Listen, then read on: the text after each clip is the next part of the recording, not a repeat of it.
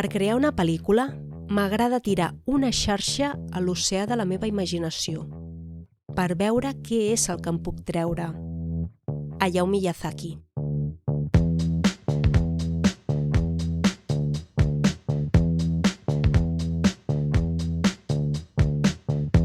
La Guerra Civil va aturar-ho tot, fins i tot la producció cinematogràfica. Un cop acabada, es va reprendre la producció cinematogràfica i el cinema va tornar, i també el d'animació. I precisament el d'animació ho va fer amb molta força. S'iniciava així el que es denomina l'època daurada del cinema d'animació a Espanya. Malauradament, aquest període va durar molt poquet, però en destaquen dos dels millors llargmetratges d'animació de la història del cinema a Espanya. Saps quins poden ser? Llums, càmera, acció.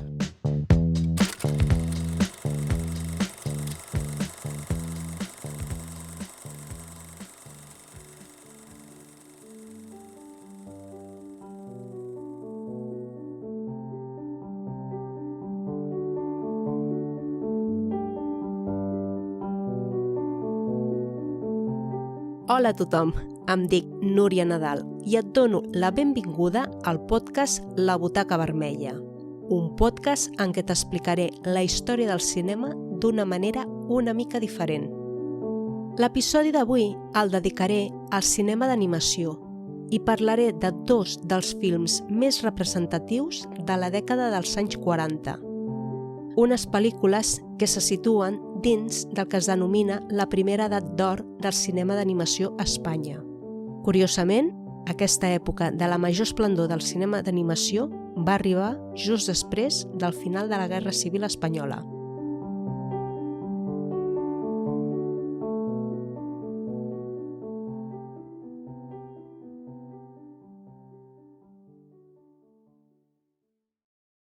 Per parlar del cinema d'animació fet a Espanya, cal recordar que als anys 30 els dibuixants Joaquim Xaurador, K. Ito, pseudònim de Ricardo García López, i el pintor Antonio Got havien fundat la SEDA, acrònim de Sociedad Española de Dibujos Animados. Aquest era el primer intent industrial a Espanya per produir cinema d'animació.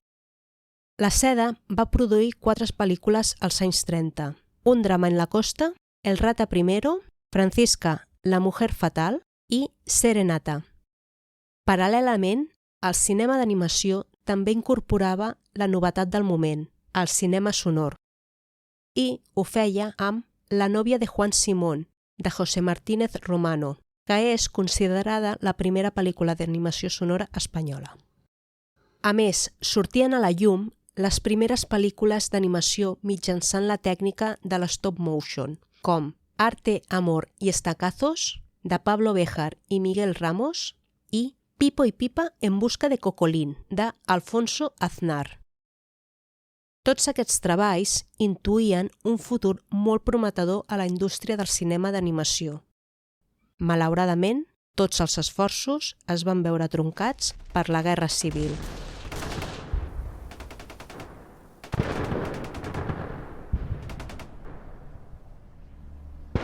Un cop finalitzada la Guerra Civil, el cinema d'animació va tornar i ho va fer amb molta força. S'iniciava així un període que es denomina l'època daurada del cinema d'animació. Aquest període s'allarga des del 1942 fins al 1951. De tota aquesta producció en destaquen 2 llargmetratges molt especials. 2 llargmetratges que es van fer a Barcelona, Garbancito de la Mancha i Érase una vez.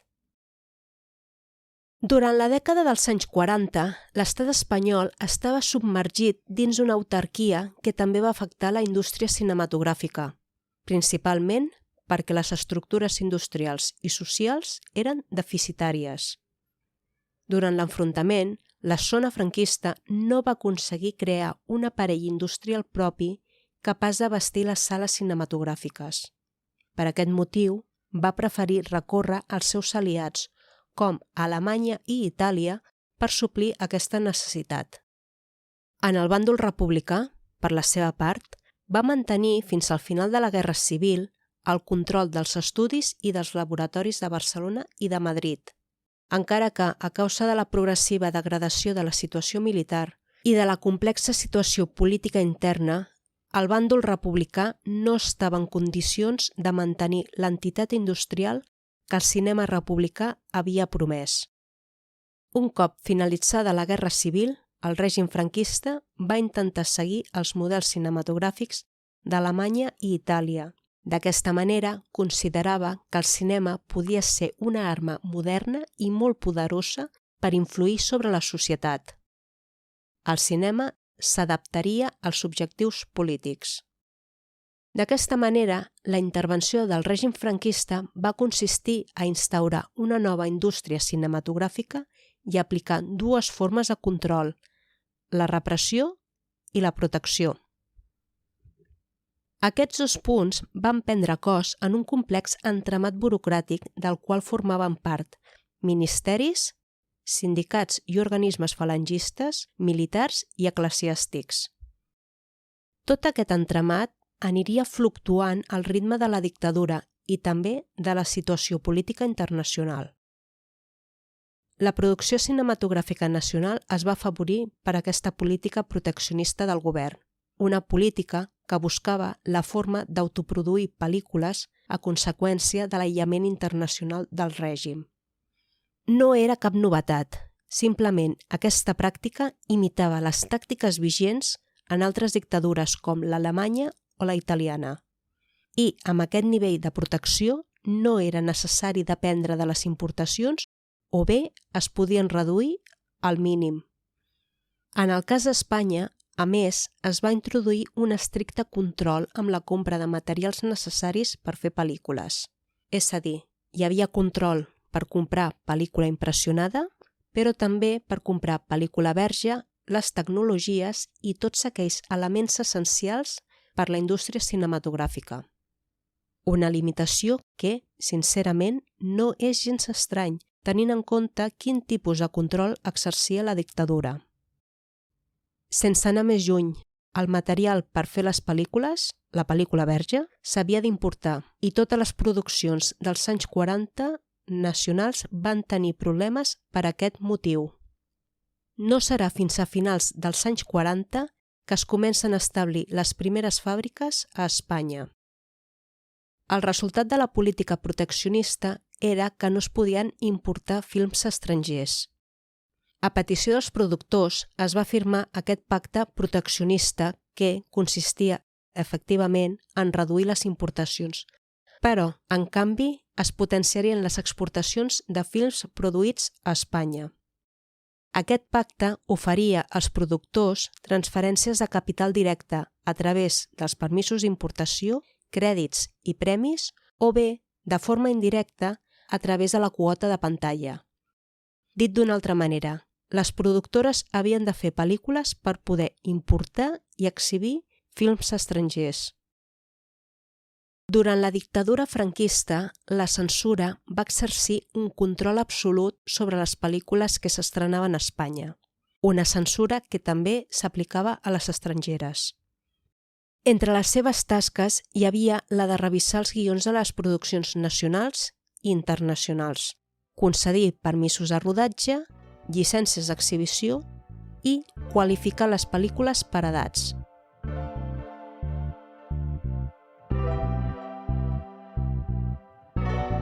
Tot i que el tema és molt interessant, avui no és el que ens pertoca.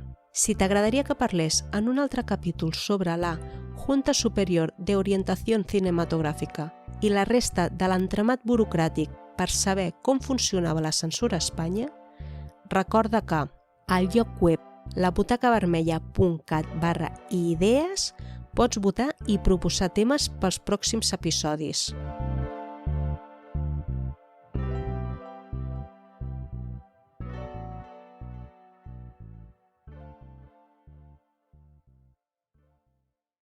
En aquest àmbit, entre la desolació i la misèria del règim, és on es van crear les condicions més propícies per la producció dels primers llargmetratges d'animació a l'estat espanyol. La productora Balet i Blai tindrà un paper molt destacat, però també als Estudios Animados Chamartín. De fet, els Estudios Animados Chamartín eren el resultat de la fusió d'Hispanographic Films i d'Ipsono Films. Aquesta empresa va produir 3 sèries de curtmetratges: Don Cleque, Garabatos i Cibilón. Els Estudios Animados Chamartín no tenen res a veure amb els Estudios Cinematográficos Chamartín. Els primers eren un estudi d'animació ubicat a Barcelona i els segons uns estudis cinematogràfics que van inaugurar-se el 17 d'abril de 1941 a Madrid.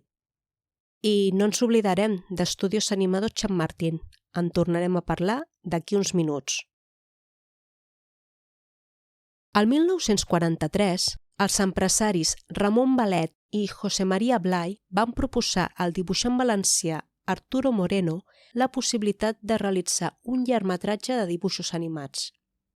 Aquesta proposta va venir després de veure el curtmetratge del mateix director valencià titulat El Capitán Tormentoso. Moreno de seguida va acceptar l'encàrrec, tot i que no disposava de cap estudi d'animació. Una decisió molt admirable per cadascuna de les parts del projecte. Balet i Blay va ser l'única productora del continent europeu decidida a seguir els mateixos passos que el que havia fet la indústria nord-americana en el mateix camp. Moreno de seguida va acceptar l'encàrrec, però no disposava de cap estudi d'animació ni el personal qualificat i, per l'altra part, la productora Balet i Blay tampoc disposava de la infraestructura necessària. Per què aquest interès en fer una pel·lícula d'animació si no hi ha els elements necessaris per fer-ho? Doncs la solució és, bàsicament, el que t'he explicat a principi d'aquest episodi. Josep Maria Blay sabia que pel fet de produir un llargmetratge d'animació tindria l'oportunitat de rebre un bon nombre de permisos d'importació. Uns permisos d'importació que servirien per exhibir films estrangers. Una compensació que formava part de totes les polítiques d'incentivació a la producció cinematogràfica del govern franquista i que, anteriorment, ja t'he mencionat. A més, sobre paper, produir una pel·lícula d'animació, encara que no es tingués cap estudi d'animació amb professionals del sector, havia de ser molt més econòmic que no pas un llargmetratge de ficció. D'aquesta manera, és com es va iniciar el rodatge del primer llargmetratge d'animació a Espanya, Garbancito de la Mancha. A més, també era el primer en color de tota Europa. Garbancito de la Mancha es basa en el conte editat el 1943 per Julián P. Martín, en què s'explicava la història de Garbancito, un nen orfe que viu en un poble sotmès contínuament per 3 nois, Manazas, Pelanas i Pajarón. Un dia s'anuncia l'arribada del gegant Caramanca, que segresta els 2 amics de Garbancito, Quiriqui i Chirili. Per rescatar els seus amics, Garbancito comptarà amb l'ajuda de la seva cabreta peregrina, una espasa i el poder que li concedeix la fada madrina. Garbancito podrà convertir-se en un cigró sempre que ho desitgi. El fet que P. Martín fos falangista i estigués molt ben vist pel règim assegurava l'èxit que podria tenir el film. Els valors tradicionals que impregnava el llibre original van quedar força maquillats en el film gràcies a l'adaptació dels guionistes i els diversos gags visuals que matissaven una mica el missatge reaccionari del conte. Malgrat tots els contratemps que es van produir al llarg de la producció i l'enorme cost final de la pel·lícula, Garbancito de la Mancha es va poder finalitzar. Se ha terminado en Barcelona la primera película de dibujos de largometraje en color que se realiza en España. La música de la misma se debe al popular maestro Guerrero, que está recibiendo gran número de felicitaciones.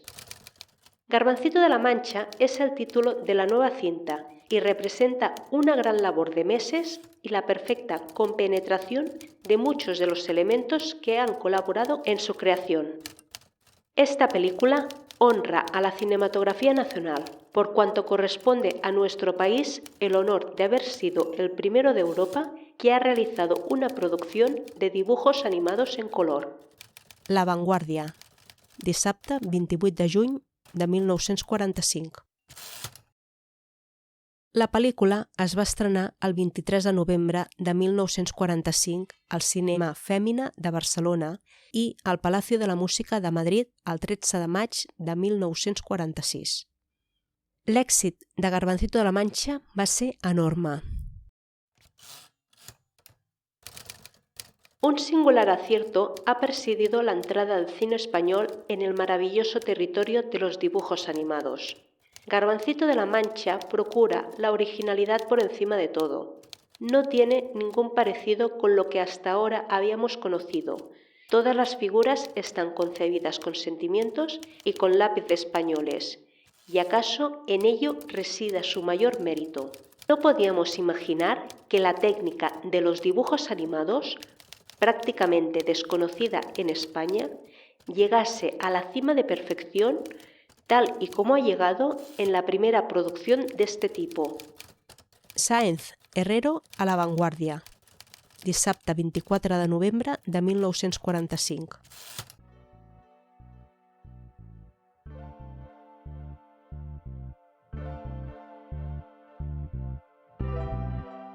La història que envolta el film Garbancito de la Mancha és emocionant. De fet, es mereix un capítol sencer per parlar de tot el procés de producció. Si tens ganes de saber com es va escollir l'equip de dibuixants o quins van ser els contratemps que es van trobar al llarg de la producció i com s'ho van fer per aconseguir finalitzar-la i t'agradaria que t'ho expliqués, recorda que al lloc web labutacavermella.cat/idees pots votar i proposar temes pels propers episodis.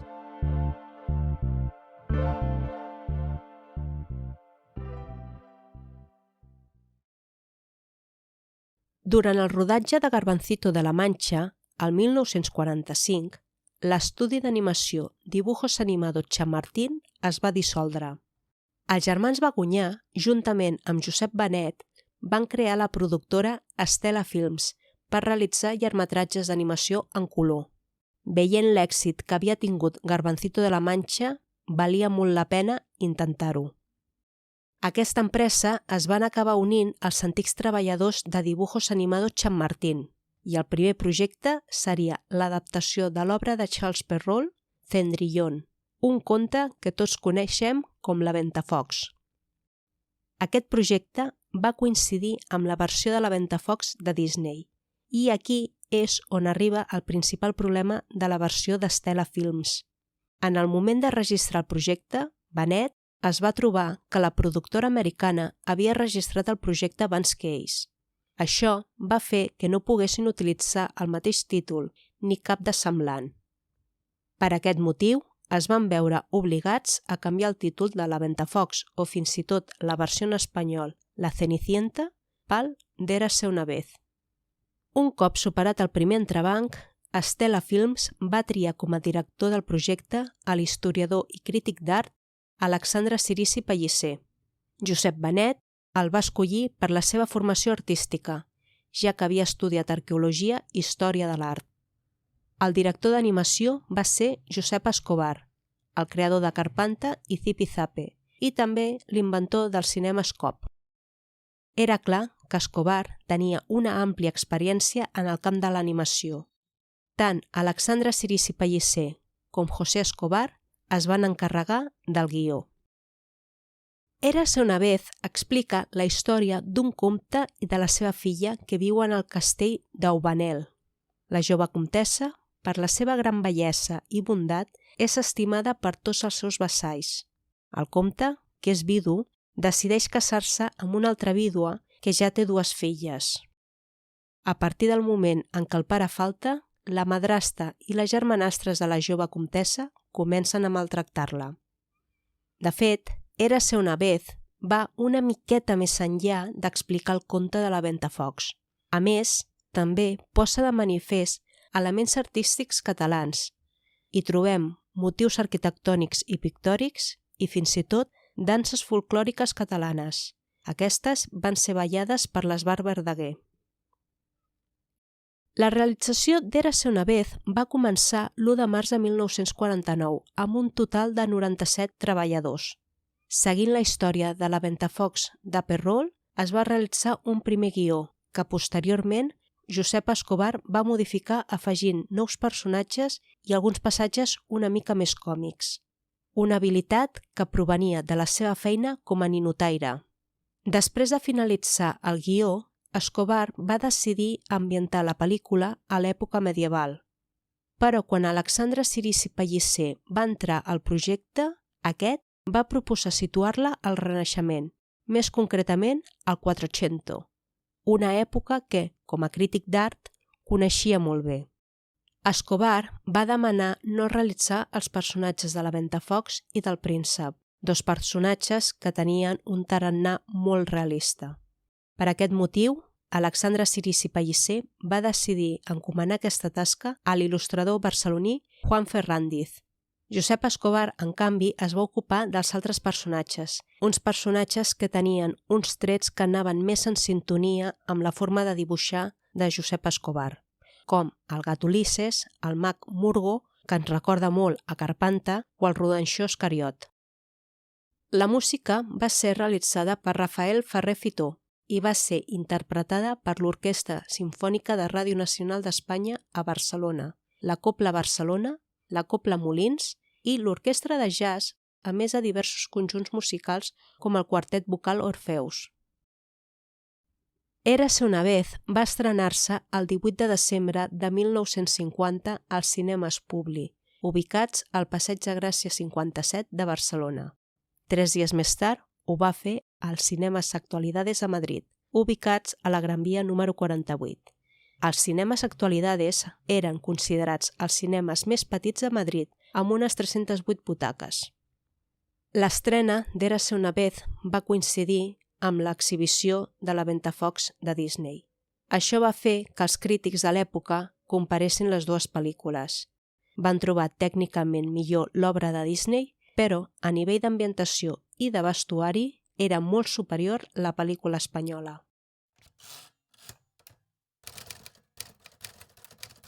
Hay un dicho que afirma: de buenas intenciones está empedrado el infierno. No es nuevo, desde luego, pero, en cambio, resulta muy expresivo y aplicable a la película de dibujos animados en color Érase una vez, estrenada ayer en Actualidades. Todo un impulso encaminado a la emulación de una empresa noble y artística por el esfuerzo que supone. Pero eso no quiere decir que, si no se ha alcanzado cuanto menos un nivel de discreción, haya de presentarse al público como una realización digna de ser exhibida. En el género que aludimos, Walt Disney, creador de todo un orbe mágico, insuperado hasta el momento, es, desde hace años, el gran maestro y tratar de imitarle sin poseer su genio y sus medios técnicos, hemos de juzgarlo en vano empeño. Érase una vez es puro mimetismo balbuciente. Se evidencia en la cinta una torpeza en los dibujos, la deficiencia del colorido, siempre borroso, la falta de perspectivas en los paisajes, a más de que a cada animalito y cada personaje son remiscentes a todas luces. Por añadir, se incrustan, como en aquella maravilla titulada Los Tres Caballeros, figuras humanas, reales, que aquí se introduce, más valiera que hubiese brillado por su ausencia. Por otra parte, la trama, que es una adaptación de La Cenicienta de Perrol, se desarrolla con morosidad fatigosa, aunque haya ideas que, con la adecuada realización, hubiesen podido resultar felices, la de los fantasmas y la de los caballos enloquecidos por un hechizo.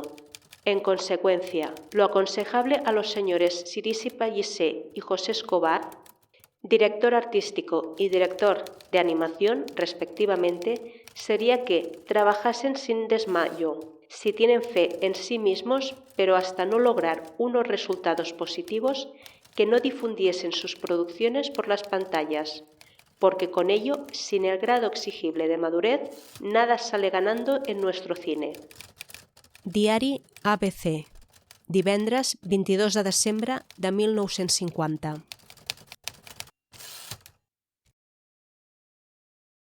Tot i així, la pel·lícula va aconseguir una menció d'honor a la 11a Mostra Cinematogràfica de la Biennal de Venècia i va ser declarada d'interès nacional pel Sindicat Nacional de l'Espectacle.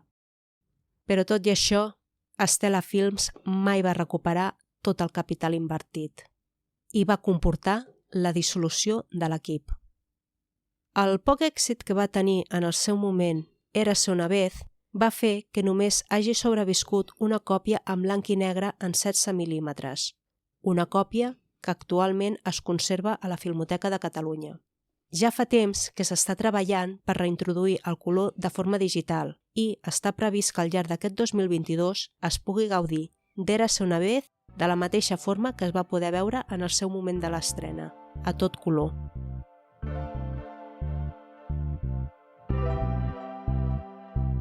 La història que envolta el llargmetratge Érase una vez és fantàstica. De fet, només es conserven còpies en blanc i negre en 16 mil·límetres. I per fi s'ha pogut restaurar el film i recuperar el color original. Si tens ganes de descobrir més secrets sobre la producció d'Érase una vez, recorda que al lloc web labutacavermella.cat/idees pots votar i proposar temes pels propers episodis.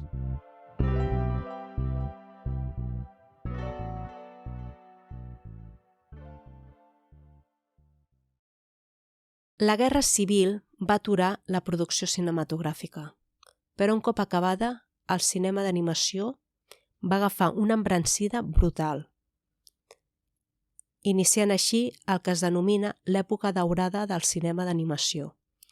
En destaquen 2 llargmetratges molt especials fets a Barcelona, Garbancito de la Mancha i Érase una vez.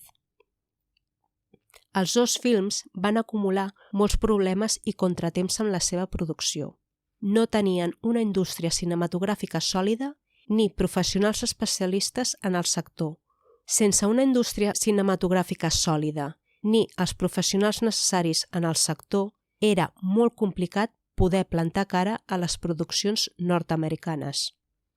Tot intentar-ho no va poder ser. Les comparacions són odioses.